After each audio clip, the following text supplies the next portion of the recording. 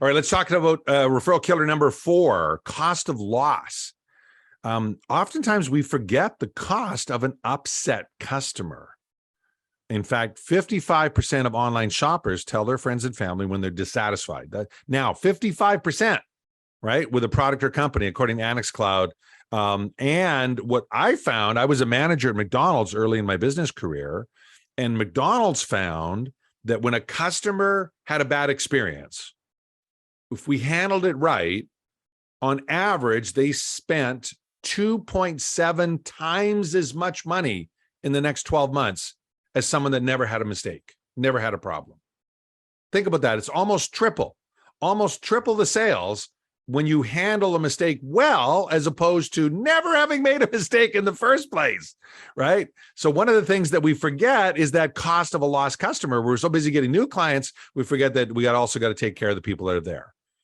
And related is number 5, promise.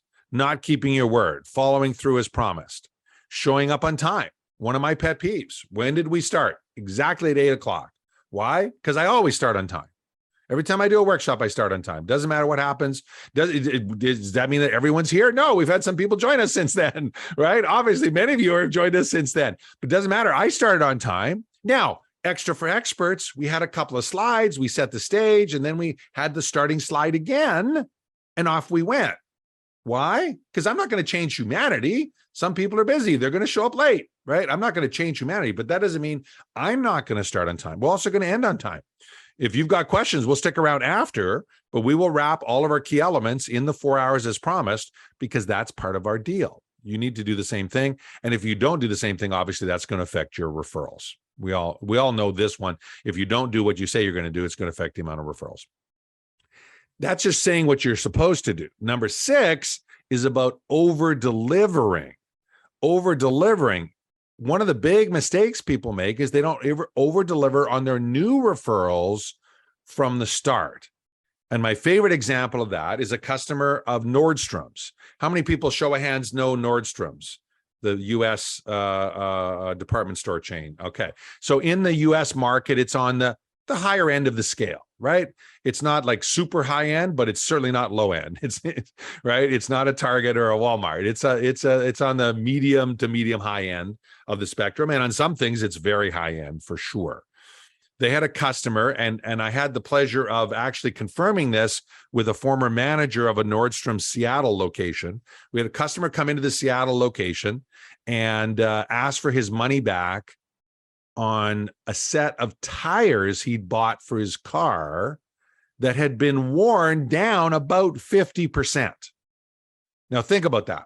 He bought 4 tires. The tread was down 50%.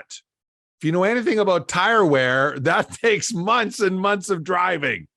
And this person came in demanding a refund on the tires. Demanding a refund on the tires. And this assistant manager gave that person a refund on the spot. Gave that person a refund on the spot. Now, for those that have heard this before, what was unique? Anyone? Anyone know what was unique about that situation? Just curious if any of you have heard that story before. Simon has. Yeah, Simon, thank you. Yeah. Know what? Okay. Here's what's unique. Nordstrom doesn't sell tires. It doesn't sell and never has sold tires, but their team is empowered to create happy customers. And that customer insisted he bought it from Nordstrom's. And that assistant manager got promoted that very day. It became legend in the business, the legend in the Nordstrom's business of customer service. Now, I don't know about you, but that's a heck of a corporate culture where an assistant manager, apparently it was a $600 or $700 transaction, can refund $600 or $700 on a product they didn't even sell.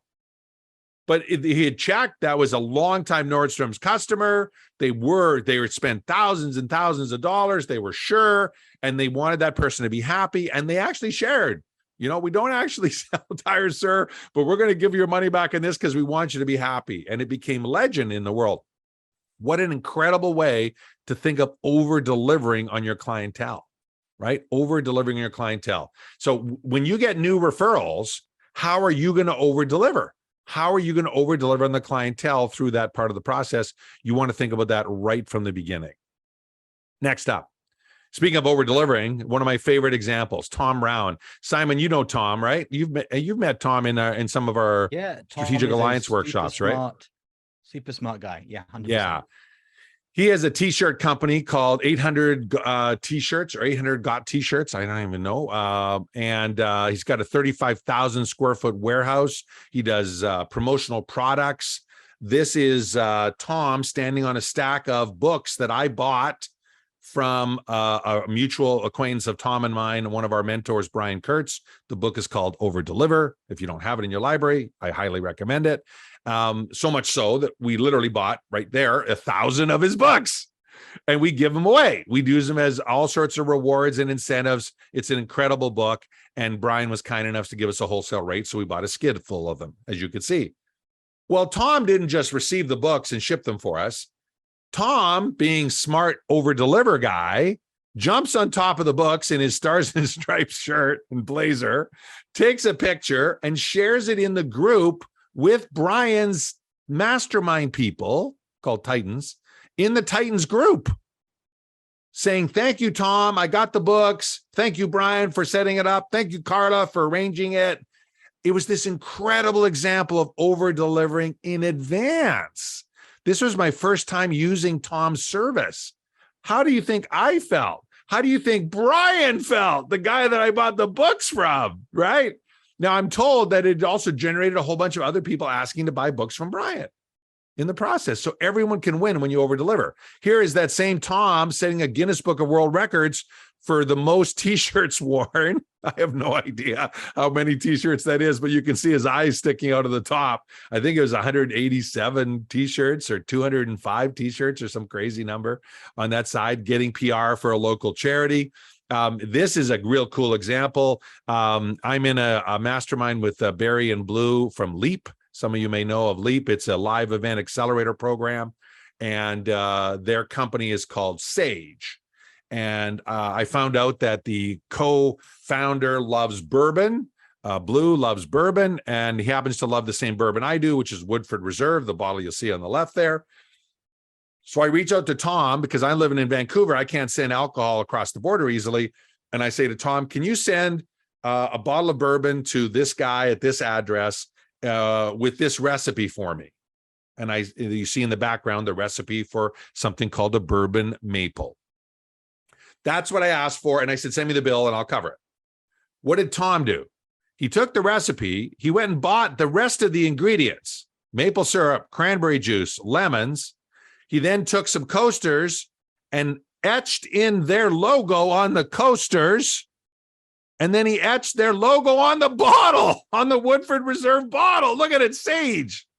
And he sent that. He didn't charge me for etching that in. He didn't charge me for the coasters. He didn't even charge me for the maple syrup, cranberry, or lemons. And I've shared this with thousands of entrepreneurs since he did that. Now, also, how do you think the gift went over at the other end? Barry and Blue became instant raving fans of who? This Tom and that Tom.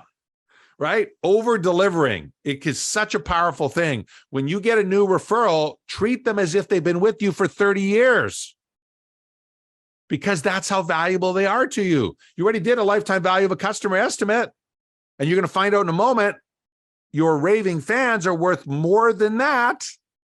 Hint, hint, hint. They're worth more than that, let alone your normal clients are worth that. Okay.